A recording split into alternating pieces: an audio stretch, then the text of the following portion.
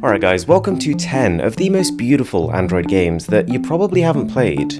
Ones that your eyes will probably thank you for, but your phone probably won't.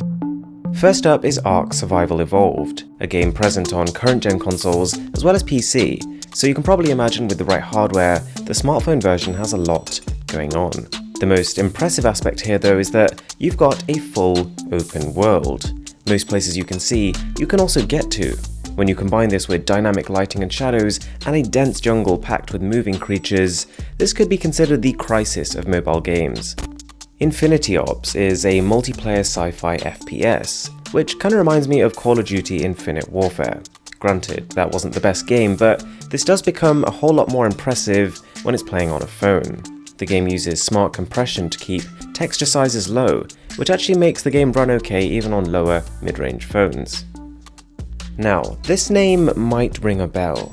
Monster Hunter Stories used to be a 3DS game, and a brilliant one at that. Hundreds of hours of gameplay and loads of RPG elements to get stuck into. Well, it's finally come to Android, and nothing is missing. Not to mention your phone is a massive upgrade in power from the 3DS the game was originally on, and so it will run at 60 FPS on most devices with fewer jagged edges. The game isn't cheap, but at the same time, you could look at it as half the price of its 3DS release, and better. I'm always skeptical when people tell me that a 2D side-scrolling game has great graphics. But in the case of Alto's Odyssey, the clean lines, the soft changing skies, and the subtly animated layers make for a serene viewing experience. The fact that the art is simple has the flip side of also meaning it'll run well on pretty much any phone.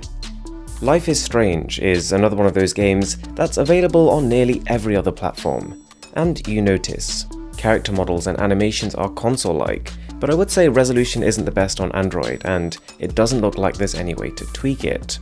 I would guess this is a lazy port from consoles, and so whilst it looks great, it does lack the option to pick your own settings to suit your device.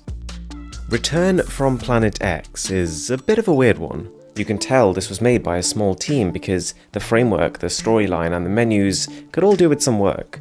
But from a technical standpoint, this is one of the most advanced mobile phone games out there. We're talking bloom effects, motion blur, and up to 8 times anti-aliasing to eliminate jagged edges. Even the Galaxy Note 9 can't play this game on max settings smoothly.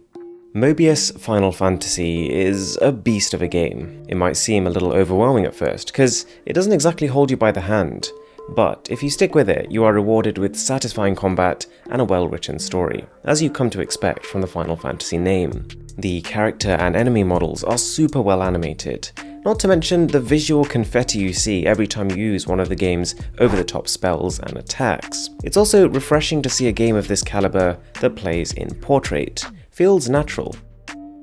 I wasn't blown away by Cover Fire as a game. It's a neat little shooter, but borders on generic. Having said that, in terms of visuals, you've got slow motion kills, you've got depth of field when you focus on near objects, and the option for 60 frames per second gameplay. Now, for a game that has a slightly less vanilla approach, Father Rio, I'm not really sure, is a game that's really on this list because of how brilliant its concept is. It's a shared augmented reality experience. The idea being that you and a bunch of friends could all install the game, connect to each other, and battle it out in real time.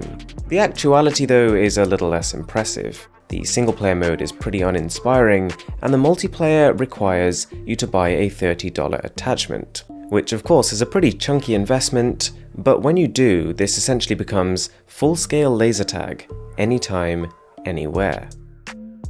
One game that you're a little bit more likely to have heard of is Iron Blade, but it's jaw-dropping, high-res real-time shadows, and the devs have also added an option to increase the frame rate cap to 60 frames per second. So providing your phone can keep up, this has the potential to be one of the slickest mobile experiences out there. Alright guys, as always, really hope you enjoyed the video, and if you're new around here, don't forget to smash that subscribe button, would really mean a lot to me. My name is Aaron, this is Mr. Who's the Boss, and I'll catch you guys in the next one.